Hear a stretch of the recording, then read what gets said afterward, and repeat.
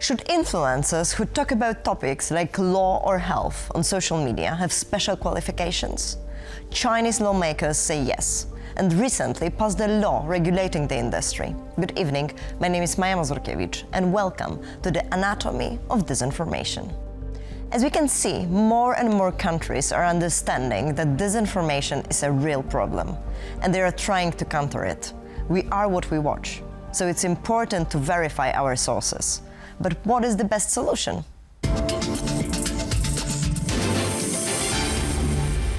China famously uses a range of influence and disinformation tactics in foreign countries and on its own people. So are the intentions behind the law on influencers clear? What exactly does it mean for Chinese society? Let's talk about that and more with our first guest. Marcin Przychodniak, Senior Research Fellow, China Analyst, Polish Institute of International Affairs. He holds a PhD in political science and completed a program on politics and culture in Asian and African countries at the Polish Academy of Sciences. In his work, he focuses on foreign policy and the development of international affairs in China. He served as a diplomat in the political section of the Polish embassy in Beijing. Marcin, welcome and thank you so much for coming. Thank you for having me. Today we are having an episode on China, and well, it a bit started because there were rumors or information around special new regulations that China imposed on influencers.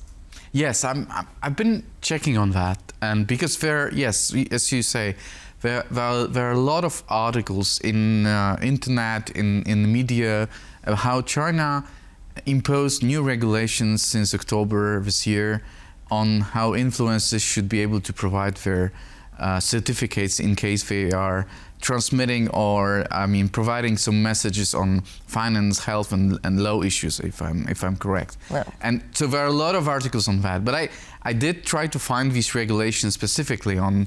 They were supposed to be imposed by the Cyberspace Administration of China, the official institution which is responsible for governing, managing the internet in China. I didn't find it. And what is there? There is a certain code of conduct which was imposed by the CAC, Cyberspace Administration, but it was in 2022, and this code of conduct actually it had these kind of regulations that you are supposed to be able to be educated in a sense in these topics if you are a social media content provider and if you are transmitting that. So this is of course much longer document in a sense. It's not only about these certificates, it's mostly about how you need to behave in the social media and of course how you need to be politically correct in the understanding of Communist Party of China if you deliver something and you have a lot of followers. So it's basically mixed a bit with code of conduct of internet in terms of disinformation, algorithms and so on. Is there something around big platforms as well? Or is it specifically much more a thing that is imposed on people of China? This is specifically on China and on Chinese net users, if I can call them that, netizens. That's also the name which is being used in that context. People who are transmitting publicly narratives on messages on their social media. Our viewers might be aware that internet is of course very useful tool in China and a platform to provide with a lot of different content. From e-commerce to commentaries, and there are millions of people using it, and it is a platform. So of course it obviously needed to be regulated by the Communist Party of China, and this code of conduct regulates it. What kind of content can you provide with people with, and what are the regulations, procedures, and also what kind of content you should not be providing people with. And what stands behind it is actually the will of countering disinformation, or is it something else? No, not at all. Of course, to some extent, Chinese authorities are aware of what power the internet can have.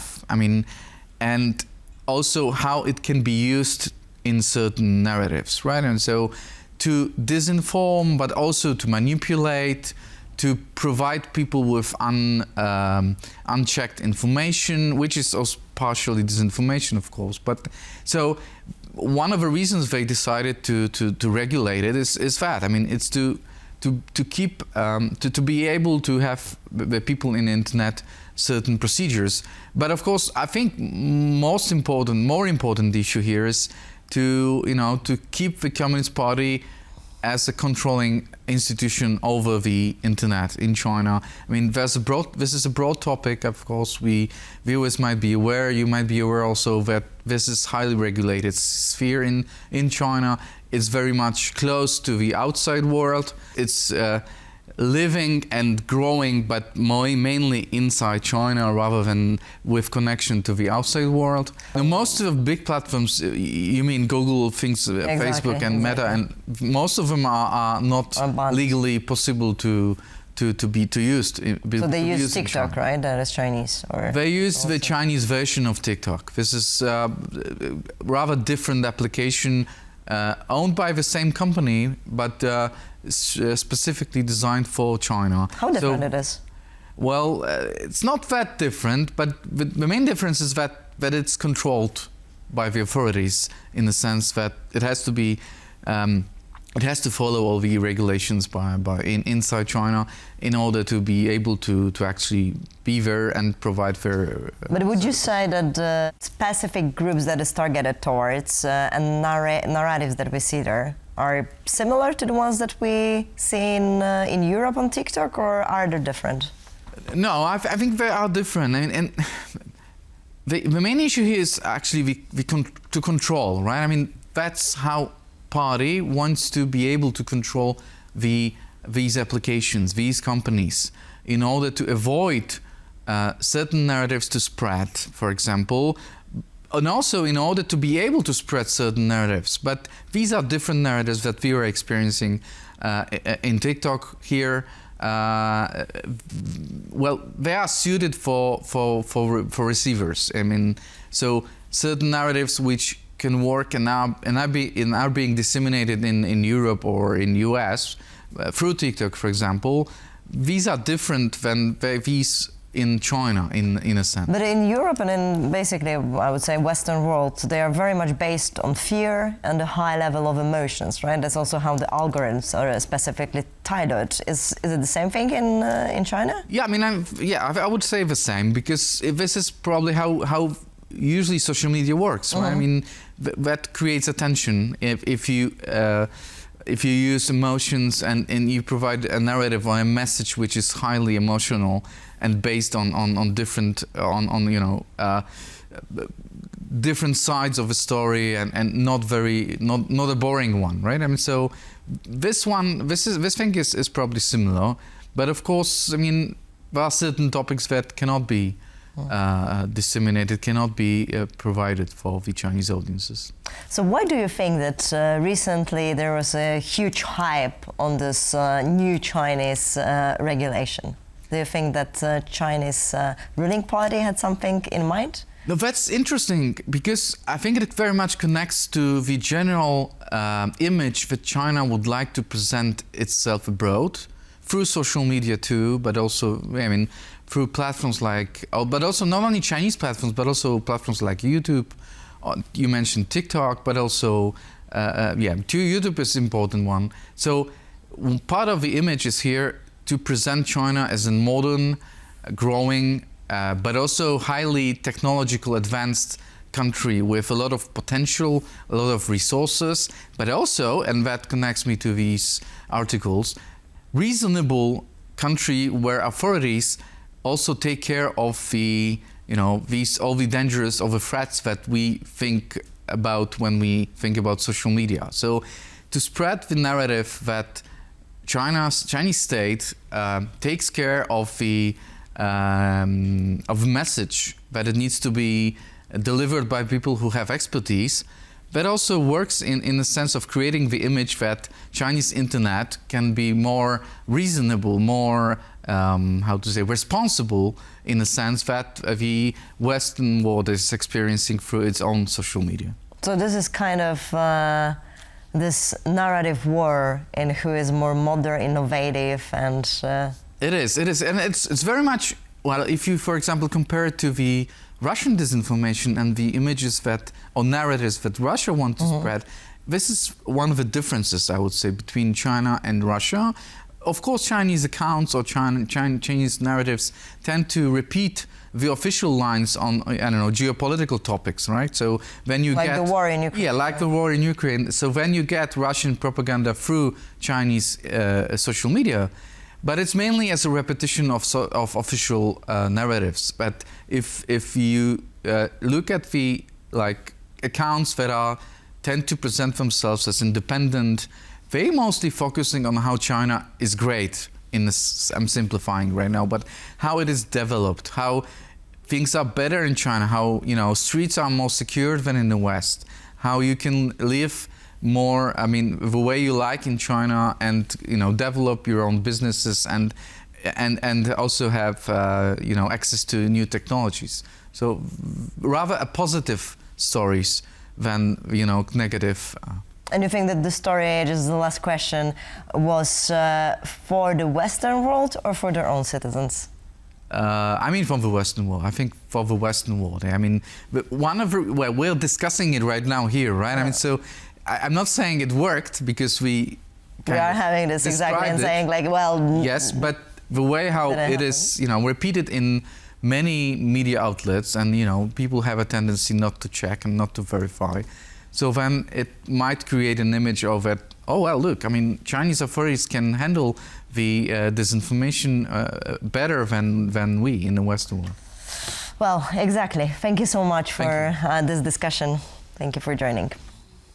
Tonight, we explore how China is reshaping the fight against disinformation through some of the world's strictest digital regulations. From influencer crackdowns to nationwide platform oversight, we examine what these measures reveal about China's approach to controlling online information.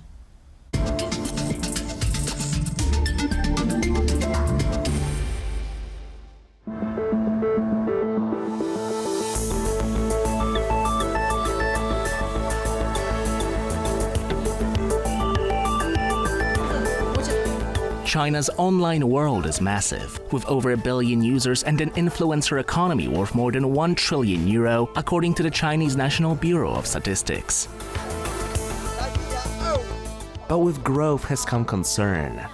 Health myths, financial scams, and unqualified creators offering legal or medical guidance to millions. So see you there. For decades, authorities have managed both traditional and online media through filtering systems, content removal mechanisms, and large-scale monitoring networks. To understand why this system works so effectively, we need to talk briefly, of course, about the Great Firewall. Channels nearly all online into domestic platforms such as Douyin, Weibo, Bilibili.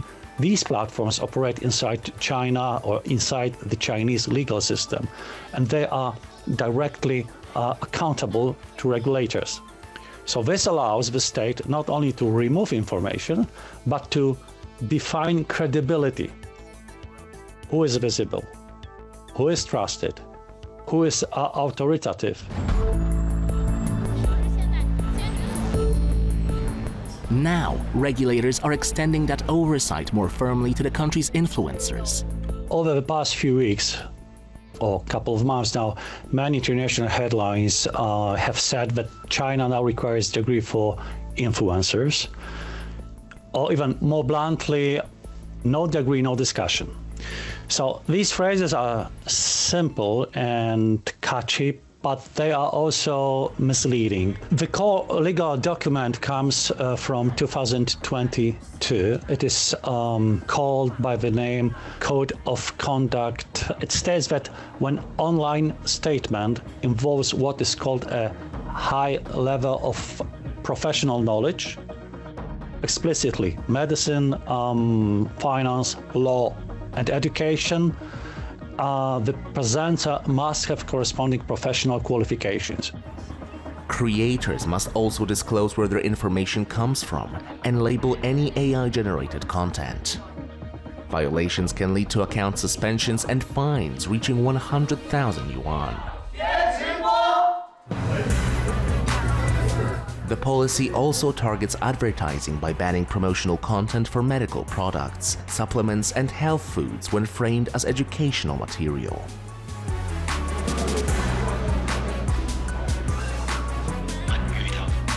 What changed in 2025 is not the principle, it is enforcement. So from October 2025, Chinese and international media report that platforms are now required to check those qualifications more strictly before content is promoted and not after violations occur. Reactions to the new regulations vary. Many users welcome the crackdown. They say at least fake doctors, fake financial experts will disappear.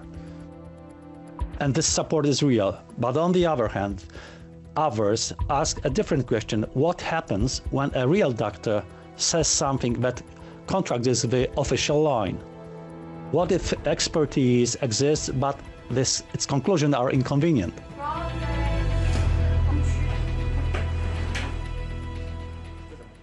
China has employed propaganda, persuasion, and disinformation in the foreign policy. In Taiwan, the Philippines, and about the United States, just to mention a few. Our next guest joins us to talk about that and more. Daria Impiombato, Senior Analyst, Politics and Society, Mercator Institute for China Studies. She researches elite politics and party-state structures, domestic security, societal resilience, and human rights in China, as well as the PRC's communication strategies and global information and influence operations.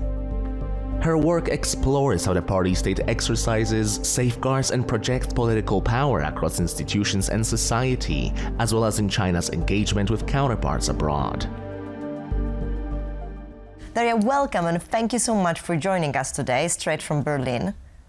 Thank you for having me. We are talking today about China, and that's a big part of your research. So how China is communicating inside and outside, what are the main specifics of both first? So I would say, because we hear a lot about disinformation, but when it comes to the Chinese party state, the Chinese government, and how they manage the information space, I like to talk about sort of stirring public opinion and managing communication rather than spreading disinformation. That's sort of not usually the primary goal, but it's about kind of suppressing the topics that they don't like, especially when it comes to very sensitive issues like Taiwan or Tiananmen Square, and then promoting the topics that they want to be prominent. So, for example, Chinese economic development or technological advancements or safety in China and all these kind of things. So I guess there are different push and pull factors that they use to stir that public opinion, both inside China and outside as well, through different channels. So they have the specific tools, right? That we could say that there are trust and safety in the big platforms, and they are putting them on their own narratives. Yeah, so obviously you have the private companies in the tech space and communication space that play a big role. Even if on paper they're technically private companies, we know that in China there is a huge influence from the government, so all of these companies need to follow very specific government guidelines, and part of it is like a political mandate to advance the interests of the country and the party state. So automatically they become quite political as well. And then you have all of the other tools that the party state owns, like the huge propaganda apparatus with a lot of different actors. Either, they're public relations and sort of foreign relations people, including embassies, but also increasingly private individuals like influencers that are playing a big role on the social media platforms particularly, and that can be stirred as well by the party at home. And what are the main goals of those actions that they are taking? I think obviously Xi Jinping plays a lot of emphasis on propaganda as a very important tool for the party to kind of make its external environment more favorable to Chinese narratives, to narratives that are more aligned with what the goals of the party state are. And so a lot of it, you will find it in so many different topics, is not about sort of the usual suspects that we can think of, but it happened a lot during COVID. It was increasingly intensified because China was on this kind of being attacked on all fronts, and so it needed to defend its internal policies and defend itself against what it sees as external threats. And so a lot of it is to protect China's image and China's reputation. Oftentimes it almost also aims to tarnish other countries' reputation, especially the United States or countries that are clashing with China at that particular point in time, to tarnish the reputation of Taiwan and kind of try to get more people to think of Taiwan as part of China rather than an independent entity. And you would say that this specific narrative is visible in both China and also outside? Are they putting as well the influence operations around it, around the world, perhaps? Yes, so in the domestic information environment, it's omnipresent. It's sort of everywhere, and there is also like a mandate for the platforms to maintain something called positive energy. And so a lot of things get sort of increasingly censored or manipulated. The latest thing that I can think of as an example is negativity about the state of the economy. So the Cyberspace Administration of China, which sort of governs the internet, is increasingly censoring negative talk about the state of the Chinese economy, or people's complaints about things like unemployment or job loss or the housing market and things like that. So they can do that really well inside China because it's a sort of they have the power to control all of the different layers of the information environment, which is quite isolated, especially towards the rest of the world. Whereas on the outside, they kind of use this flooding technique, right, to try and penetrate as many countries' information environments as they can through different either media, sort of traditional media, but also social media, and then either use their own vectors, their official party state vectors, but also unofficial ones. And so then you go in the covert space, what we call information operations that are a little bit more difficult to detect. My understanding is, from what you are saying, that they are very much spreading the propaganda also to the outside world. While if we're talking about this information that Russia is spreading, is very much also aimed to polarize and put fear on people, right? While Chinese, you think that it's not their goal?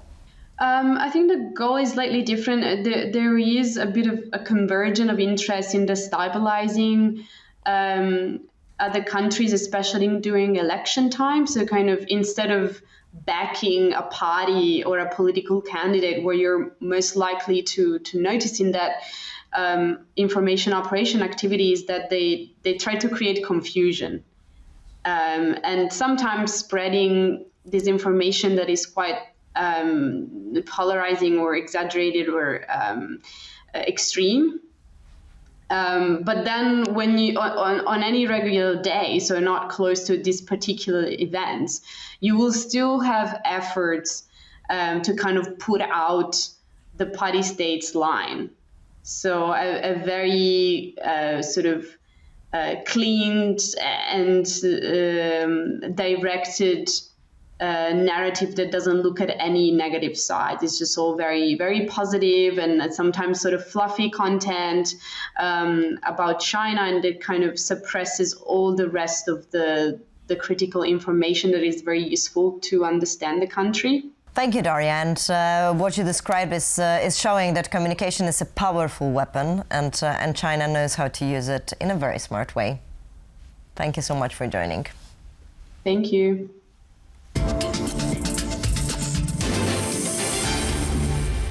Chinese disinformation rarely shouts. It whispers through influencers and algorithms. New regulations prove the government sees the threat, but regulations can't protect us from everything. We need to think critically and question what we are fed. Awareness is key. So remember to keep calm and think deeply.